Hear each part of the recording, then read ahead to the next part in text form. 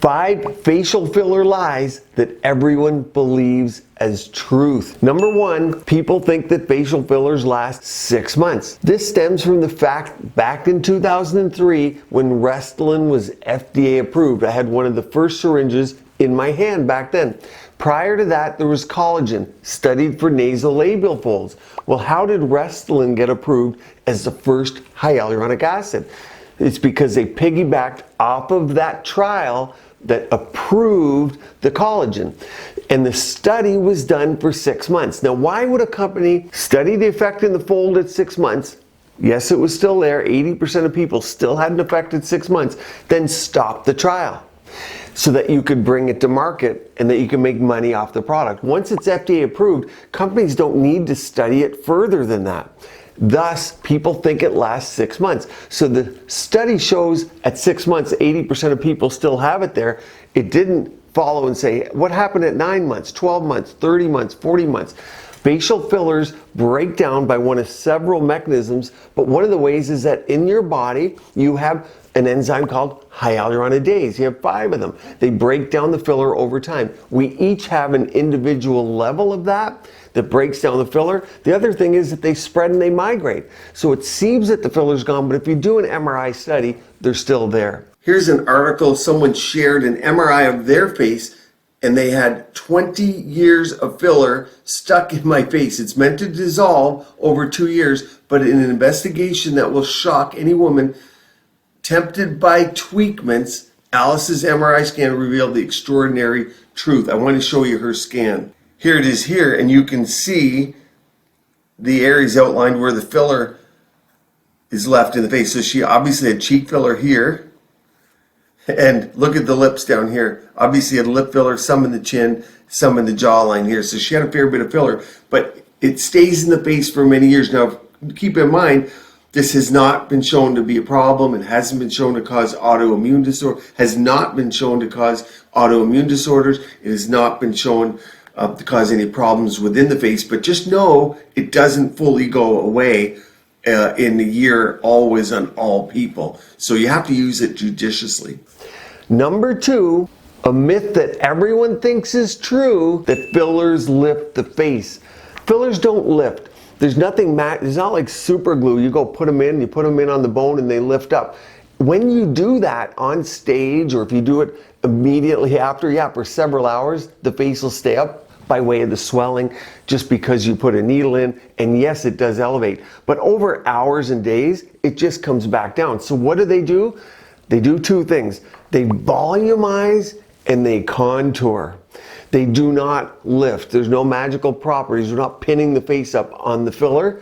They lift and they contour. It's why people get the pillow face, because you do get a little bit of lift from volume, but then people want a lot more volume to get a lot more lift. So it's a crazy race. But that's a myth that many believe. Now, before we get to the last 3, if you're getting value out of this video, please click the like button and subscribe. Number 3 is that fillers build collagen. They do not build significant amounts of collagen. I'm talking hyaluronic acid fillers here. Now, it is true, 2007 we did a study in the forearms, put Restylane it was, in a forearm, and then took cross sections of skin at 4 and 8 weeks and looked at it, stained it. There was some type 1 collagen produced, but nothing significant. So hyaluronic acid fillers do not give you the long-term benefit of building collagen structure and support. And some say the opposite, because they do attract some water. They can become boggy looking, but really that's only when you're overusing fillers or using the wrong ones that draw too much water in. So they, in general, do not produce collagen. Biostimulators, on the other hand, can, but hyaluronic acid fillers don't. Number 4, some people believe that fillers can help lift the downturned mouth. Now, it is true, if you put a little bit of filler, and there's a K technique or an R technique, I call it, R for Rajani, that you can do down here, a few droplets, and then you lift the edge of the mouth by volumizing the lip, which loses lip volume over time anyway, and you can get a subtle upturn. But what happens is people put more and more filler to get it more and more lifted, and that leads to a wider lower face. It's not what you want to have. You want to have a narrow lower face and more volume in the upper face. And as we age, we go away from that. We get wider lower and narrower upper by nature. So now when we're adding more volume here, we even accentuate that look. So fillers do not lift the edge of the mouth. Yes, there is some bone loss in the mandible. Yes, there's some fat loss, and you can support the muscles a little bit. But patients see a little bit and then they go, I want more. And so they come in, they get more. Sell them a vial, a couple vials. And then next thing, they're bloated in the lower face. So the correct approach to that is addressing the jawline, biostimulators, tightening the skin, using things like Sculptra and Plasma Sculpt to tighten and lift up, and then a little bit of volume here. But fillers alone will not lift a significantly downturned mouth. Number 5, people think all fillers are fillers. What I mean by that is there's so many different fillers on the market.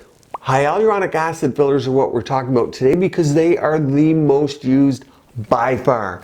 But people with a higher skill set, people that want more results, or their patient population, my patient population demands much more results than hyaluronic acid fillers can give. So there's other products that people call fillers. I'll go through a couple. Think of fillers like tools, and each tool is for a specific area or a specific function. Some areas you might want to draw water in to hydrate.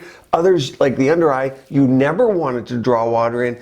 And some areas, maybe you never want to come back and have to fill again because it's dangerous, like a temple. You might want something permanent there. So if someone came to build your house and they just brought a hammer, you're in bad shape. So if you take a face and to think that only one type of filler could be used to do the whole face, to rejuvenate everything specifically, that would be a problem also. When you're choosing an injector, you want to see they're using a breadth of products. Let's go through a few of the different fillers now. You can make sure your provider's using all of these to make sure you're getting the best result. And don't be afraid to ask them.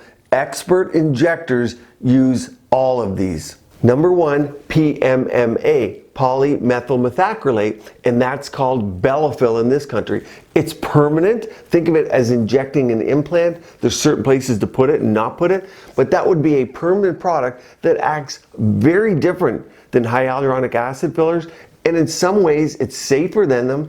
Although people are scared to use them, it's more where and how they're using them.